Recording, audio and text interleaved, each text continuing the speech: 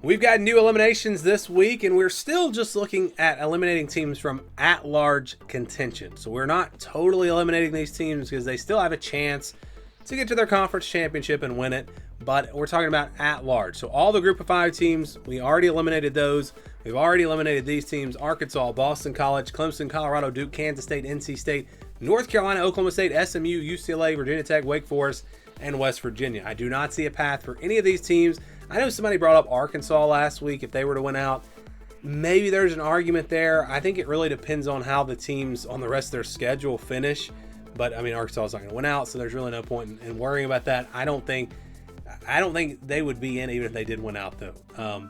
But if they did win out, you never know. They might be in the SEC championship, and obviously there's a path for them to get in that way. As I think all these teams could technically still do that, because I don't think, we're way too early to be eliminating teams from the conference contention at this point. So yeah, that's why we're only really eliminating the teams from at-large spots. And the new eliminations this week, we got Cal, UCF, and Kentucky. When I look at their schedules, I just don't see any path for them.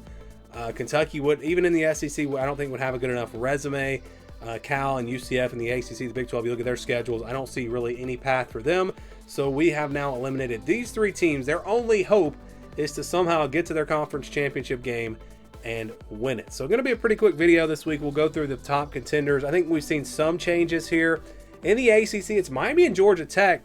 Georgia Tech has a really favorable schedule. They could absolutely be undefeated going into that Georgia game. In fact, they're probably going to be favored in every game that they play until they get to Georgia. So if they're 11-1, yeah, I think they're a top contender for an at-large spot. And then Miami is in great shape.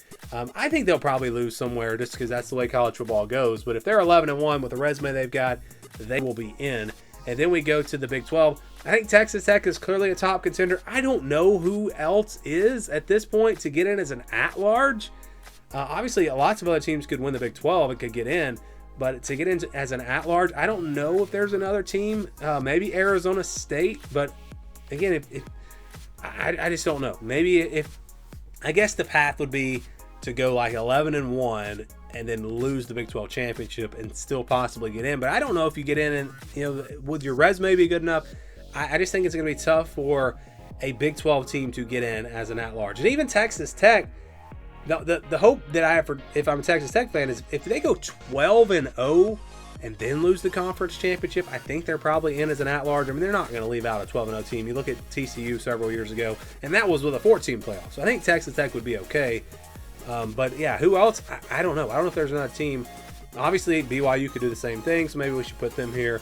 But I'm still not sure about them because they haven't really played anyone all that good yet. So still, jury's still out on BYU.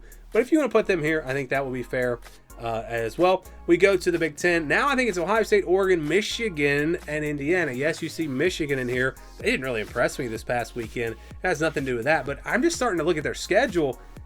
They could win out or at least get to 10-2 fairly easily. I mean, they have a nice schedule the rest of the way. So I think Michigan is in a great spot to possibly get in as an at-large. Indiana, they're in a great spot as well. I feel pretty confident this team can get to at least 10-2. Oregon is in a great spot. Ohio State is in a great spot. These teams already have big wins on their resume. I would even say right now, Ohio State and Oregon are locks. They are locks to make the college football playoff. I'd say that's your maybe your only 2 locks. But I would be shocked if either one of those teams did not make it into the college football playoff. So you feel good about these teams in the Big Ten. And then we go to the SEC. I think LSU, Oklahoma, Alabama, Georgia, Ole Miss, Texas A&M, Tennessee all have really good shots to get in as an at-large team. We're going to see, in my opinion, 4 or 5 teams out of the SEC, and I think it probably comes from this group.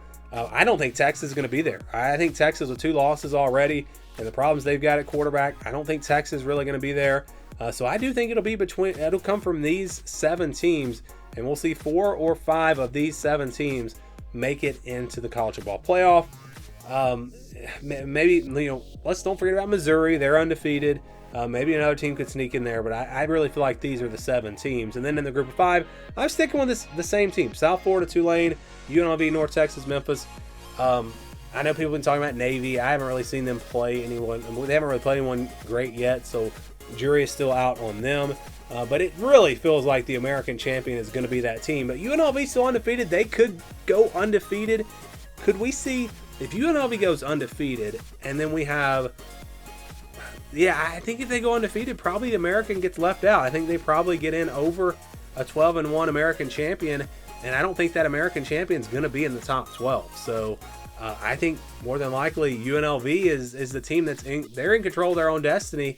But if they slip up, then it's going to be whoever wins the American. So that's the updated playoff picture heading into week 7. Some huge games coming up this weekend. So I'm sure we'll see a big shakeup in the playoff picture next week.